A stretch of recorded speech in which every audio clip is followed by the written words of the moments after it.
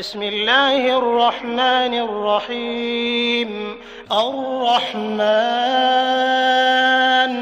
علم القرآن خلق الإنسان علمه البيان الشمس والقمر بحسبان والنجم والشجر يسجدان والسماء رفعها ووضع الميزان ألا تطغوا في الميزان وأقيموا الوزن بالقسط ولا تخسروا الميزان والأرض وضعها للأنام فيها فاكهة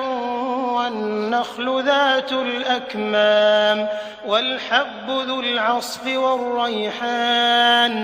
فبأي آلاء ربكما تكذبان